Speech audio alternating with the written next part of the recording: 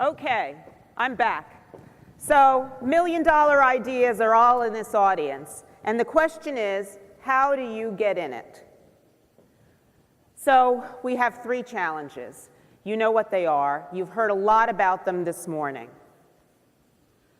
There's additional information that we're putting out, some technical information that you can find at geniuschallenge.ny.gov. Check that out. I know you know the website because you've all registered to be here. We also will be taking questions during this application process through Genius Challenge info at mtahq.org. There's going to be 2 phases to this process. Phase 1.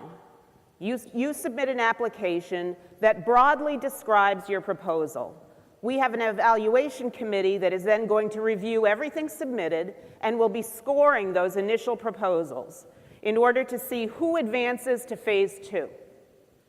The final round will be this fall. Your application will now need to provide more technical details with more specificity about what you're suggesting and proposing. So our evaluation committee can then score the proposals again and will recommend winners in each one of the 3 categories. The state, and the governor said it, is providing an award of $1 million for the best ideas in each of these 3 categories. And the MTA will then receive those proposals and will be looking for contracting opportunities based on the winning ideas. So here's our timeline. It's going to move fast. Mid-July, applications are open. Mid-August, first phase applications are due. Finalists will be announced. And then this fall, we'll have that final round.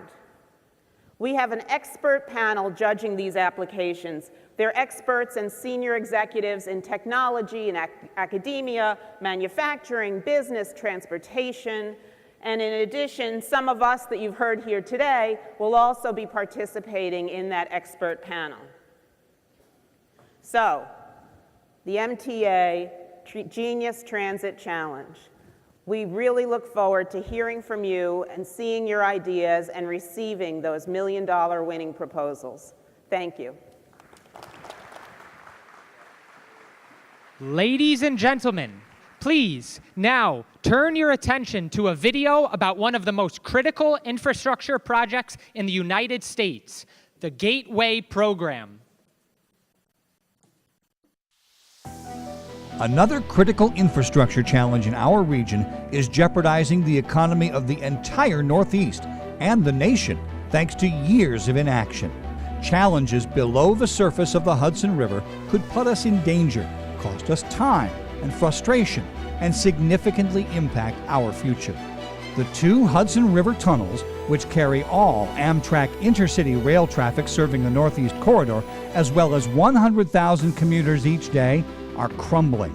They need not only to be repaired, but to be expanded to accommodate the region's growth. The tunnels have reached capacity and are rapidly deteriorating, making it imperative that we find a solution before they fail completely. And that is where the Gateway Project comes in. We need to build new tunnels, not only to allow us to repair the existing tunnels, but to add 2 new ones to meet the demands of increased commuter and Northeast Corridor traffic. Accommodating this increased demand will also require additional tracks. It's an issue with an impact reaching much farther than just New York and New Jersey. In fact, the tunnels are part of the nation's busiest passenger rail corridor. It serves nearly 1 million passengers each day across 8 states and Washington, D.C. The existing tunnels are on track to fail, and if they do, the nation's largest regional economy is at stake.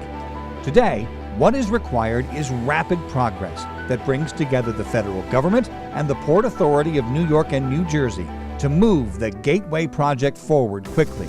The existing tunnels are more than 100 years old and are in desperate need of a complete repair. The problems were made even worse by Hurricane Sandy, which flooded the tunnels with salt water that is still doing damage today.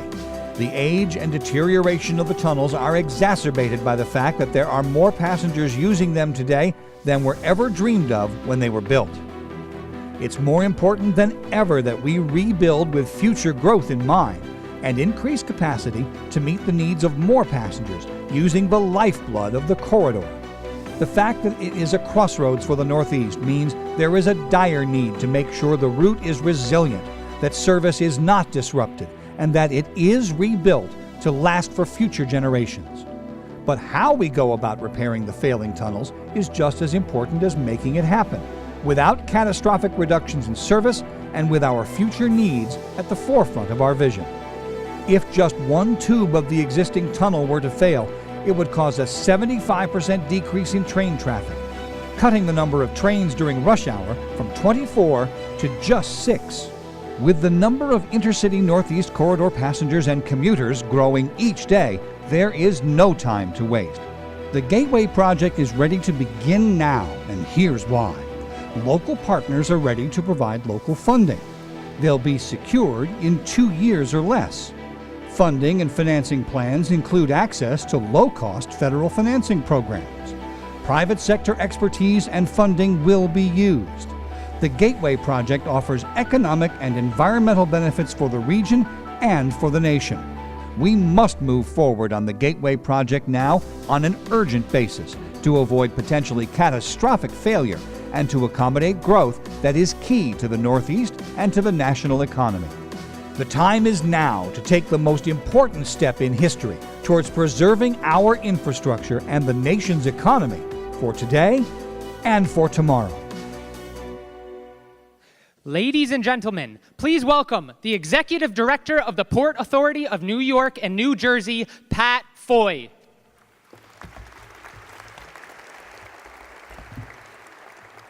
Thanks. I'm going to change geography on you a little bit. Governor Cuomo started the morning by talking about New York City, subways and buses, Long Island Railroad to the east, Metro North to the north. I'm now going to take you west to the Hudson River and New Jersey and points west and south. I'll note to begin that partners in Gateway are Amtrak, New Jersey Transit, and my colleagues at the Port Authority. Before I briefly explain the Gateway program, allow me 3 points. First, Gateway is a project of national significance. Second, failure of the 110-year-old tunnel before completion of the new tunnel, which is at the heart of the Gateway project, would result in national economic, transportation, and environmental calamity. Third, Gateway satisfies the requirements of the new administration, including pursuing private capital and private innovation. I'll check each of them off in a moment. Welcome to the Gateway project. From the west on the left of the screen to the east on the right, Gateway moves from Newark Penn Station, crossing 4 bridges, one of which I'll talk about in a moment. They're all old. Continuing on the Hudson in a 106-year-old tunnel directly to Penn Station. 800,000 riders on 2,000 trains travel along the Northeast Corridor every weekday, making it the most heavily traveled passenger rail line in the United States. And that includes 200,000 New Jersey Transit and Amtrak commuters each workday. The Gateway program addresses long-deferred state of good repair while delivering an increase of capacity in trans-Hudson commuting in the future. Projected increases in ridership go from 260 million in 2009 to fully 520 million in 2040.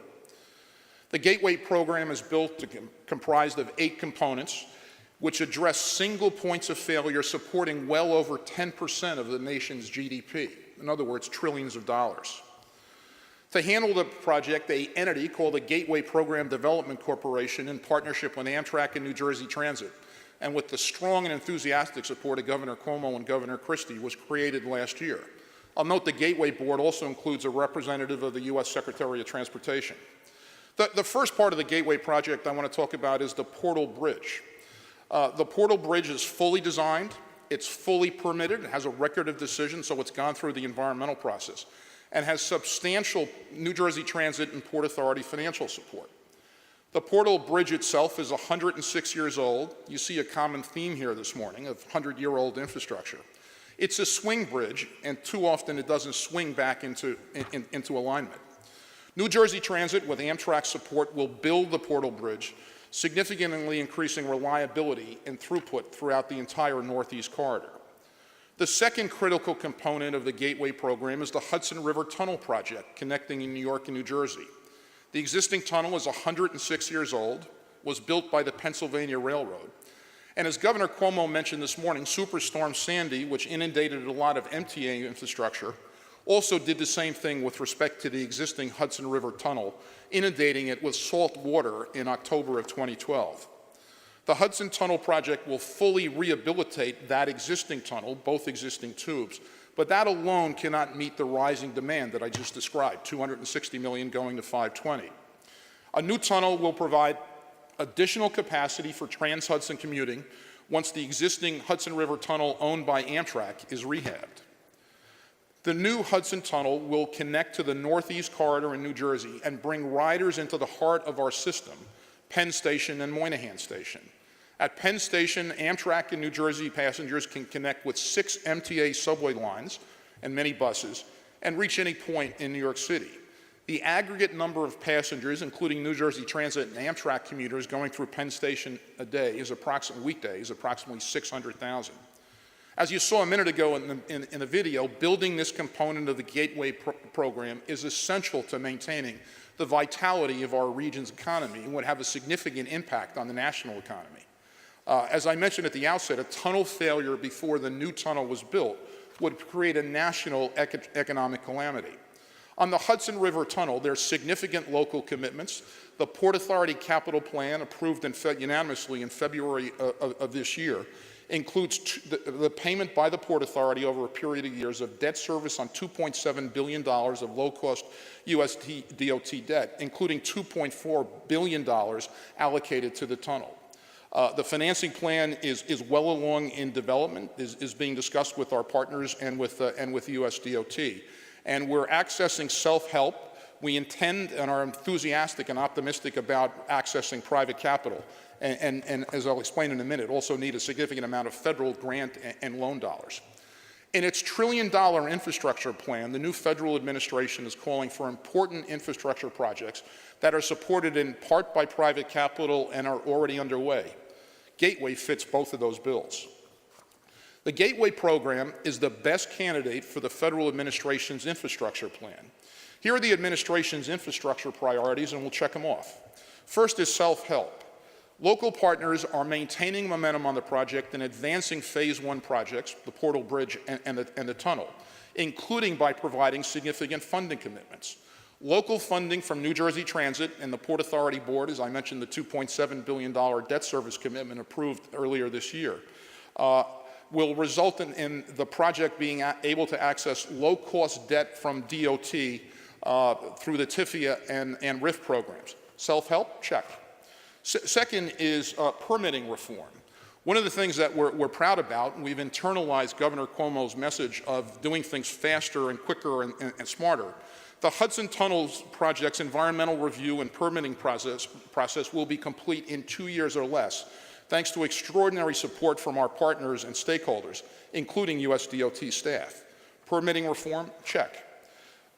Lending reform is another of the administration's priorities. The funding and financing plans for Gateway's Phase 1 projects include access to low-cost federal infrastructure loan programs, TIFIA and RIF. Those programs are perfectly suited to a large nationally critical project such as Gateway. Lending? Check. Private capital. The Gateway program's partners welcome the best of private sector capital and expertise and innovation to help deliver this project better and faster, and we intend to seek private capital for a portion of the funds. Gateway is perfectly positioned to access private capital and take advantage of private sector expertise. Private capital, check. Federal infrastructure funding. Nationally significant projects like Gateway are beyond the financial ability of any local partners, including those in New York and New Jersey, to go it alone. And federal grants and loan dollars are critical. Private capital could be, and it likely will be, a significant part of the funding, but it's critical that the federal government, as it has with respect to the ARC project that was canceled, but with respect to large infrastructure projects across the country, across decades, has provided substantial federal loan and grant dollars. We need the same here. Check. Lastly, a transformative project. That's an important requirement of the administration.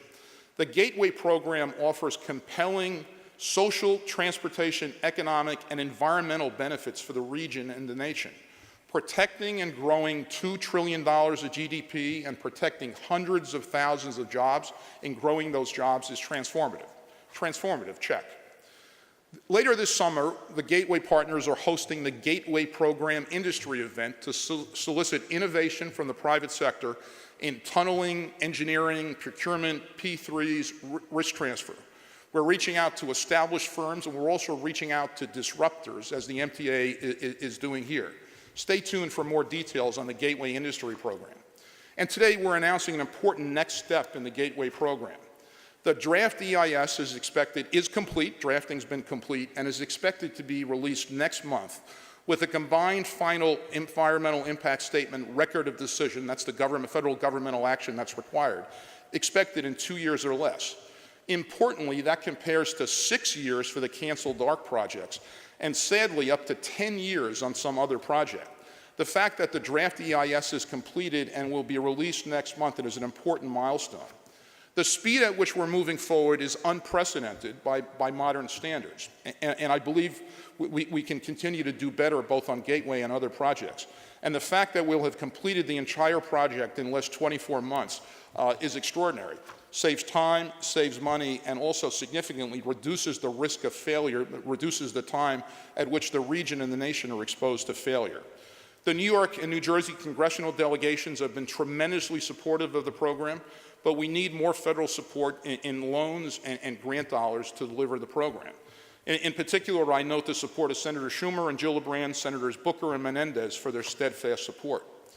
This spring, U.S. Transportation Secretary Elaine Chao said, quote, "Please be assured that Gateway is an absolute priority."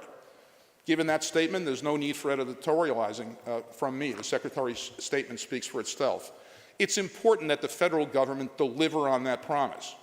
Before we move to our genius panelists, I want to conclude by noting, again, Gateway is a project of national significance first. Second, failure of the existing 110-year-old tunnel before completion of the new tunnel would cause economic, transportation, and environmental calamity. The reason I mention environmental calamity is what would happen is thousands and tens of thousands of people, commuters, would be forced from rail transit, which is environmentally friendly, and be put in cars and buses commuting on already crowded bridges and tunnels. That'd be a disaster. And then thirdly, Gateway importantly satisfies the requirements of the new administration, including pursuing private capital and innovation. And now on to our panel of experts.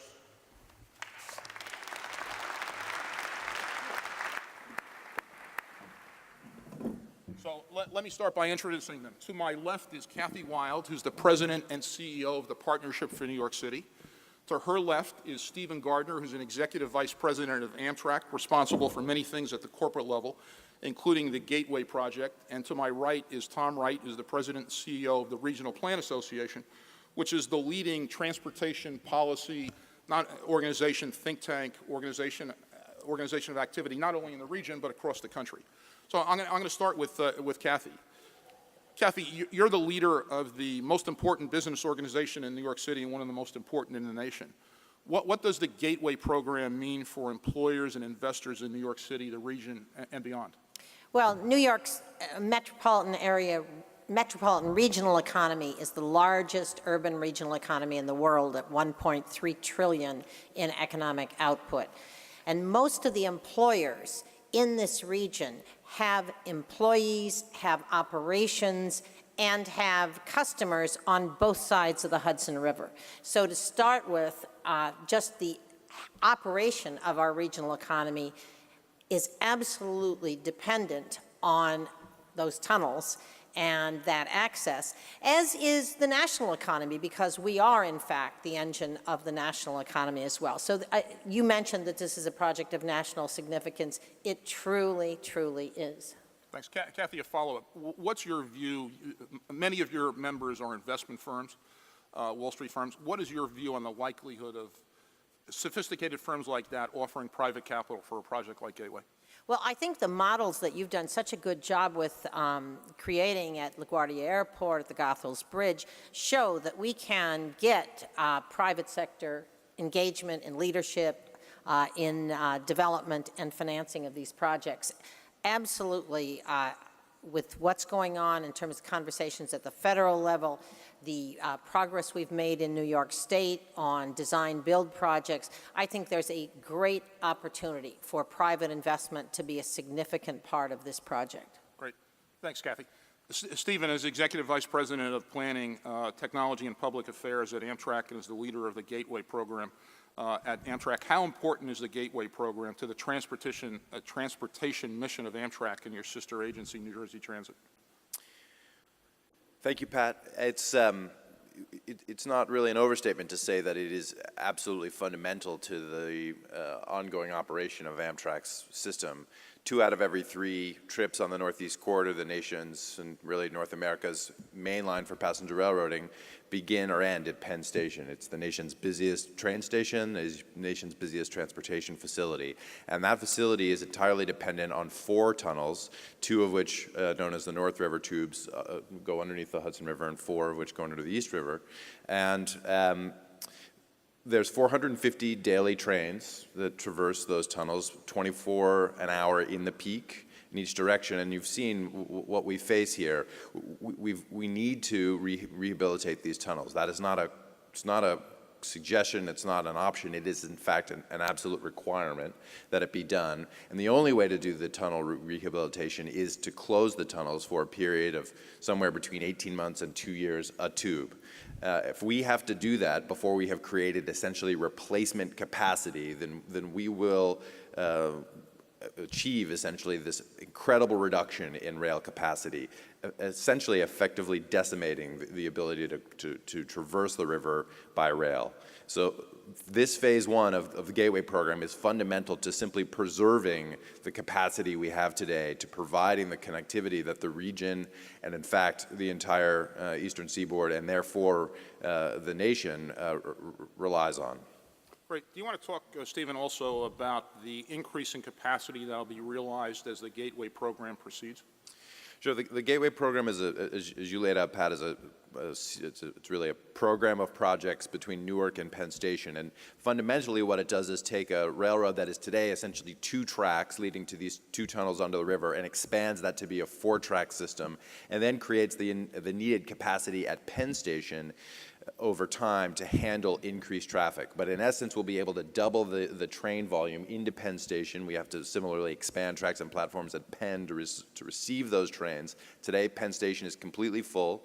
There's no additional capacity. But this fundamentally will permit a doubling of service, a very, very significant increase for New Jersey Transit, which today operates 20 of those 24 trains an hour under the river. Without it, we've essentially closed the door on any rail growth for both New Jersey Transit and Amtrak, but also the Long Island Railroad into Penn Station, because they have no track space and no platform space to expand at Penn. Thanks, Stephen. Tom, you run the preeminent transportation policy organization in the region. Would you do 2 things: describe the growth in Trans-Hudson commuting over the last 20 or 30 years, and then offer your perspective on the importance of this project from a transportation point of view? Sure. Thank you, Pat, very much, and especially for your kind of laying out the issues. You know, as a kid growing up in New York in the last generation, New York City's job growth was fairly flat for a long period of time. From 1970 to 2000, roughly, for every 10 jobs created in the tri-state metropolitan region, about 1 of them was in New York City and 9 of them were outside the city. Northern New Jersey, Westchester, Fairfield County, that's where the jobs were. That trend over the last 10, 15 years has completely not just turned around but reversed. Today, New York City is the great job creator, the magnet. Over the last 6 years, some 600,000 jobs, almost 100,000 a year, have been created in the 5 boroughs of New York City, Brooklyn and Queens, and we're building things like the wonderful Hudson Yards on the west side and other areas. As anyone who's tried to buy or rent an apartment in New York knows in the last couple of years, not everybody who can work in those jobs can live in New York City. And New York's success depends on the commuter shed, that broad metropolitan area and the people who can get into it. And many of them, for the last generation, the largest percentage of new commuters coming into New York City, about 10% of the job growth these days, comes from west of the Hudson River. But really, if you live outside New York City, outside the 5 boroughs, any part of this region, the most important, the fastest growing, the best paying jobs, the greatest industry in your community is probably called commuting to New York City.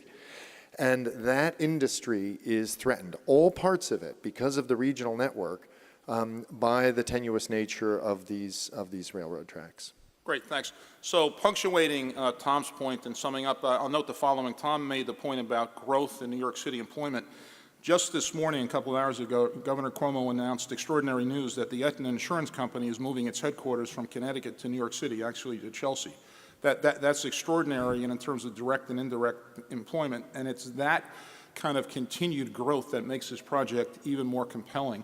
Summing up, I'll note again, this is really a national priority, one. Two, if the existing tunnels were to fail before the new ones are built, the economic, transportation, and environmental consequences would be a calamity. And thirdly, we've been very mindful of the new administration's priorities from an infrastructure point of view, and as I suggested a couple of minutes ago, I think we've checked them all. Thanks for your attention. Thank you. Good. Good, thank you. Thanks. Thanks. Thank you, Kathy.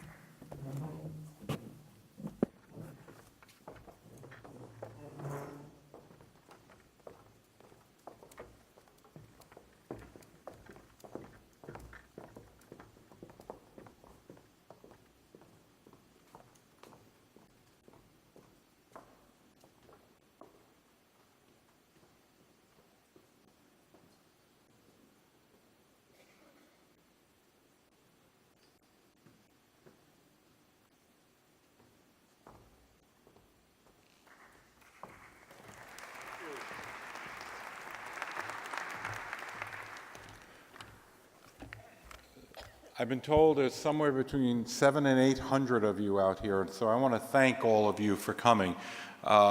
It's really heartwarming for me to understand how many people care about the MTA, and it's a wonderful thing that we're going to be able to do to make big changes to it. As you all have seen, the challenges ahead are extraordinary. Today, you're going to have an opportunity to have an impact on, well, I was going to say the oldest, but I found out Paris is 4 years older. I didn't know that. But the oldest transit system in the world. And together, look, we can find a way to transform the MTA into the 21st century. So the next part of the program is that you'll find experts in the audience with name tags relevant to the challenge areas. These MTA experts are going to stay behind as long as necessary and be able to answer questions. For those who want to respond to the signals challenge, our experts have red name tags. For those who are going to participate in the car challenge, they're going to have blue name tags. And for communication, the color is going to be green. I encourage all of you to seek them out, speak to them, get their cards, give them your cards as well. And we're looking forward to the bold ideas that come up over the next coming weeks. And with that, thank you very much, and we appreciate it, and we'll look forward to all of your responses. Thank you.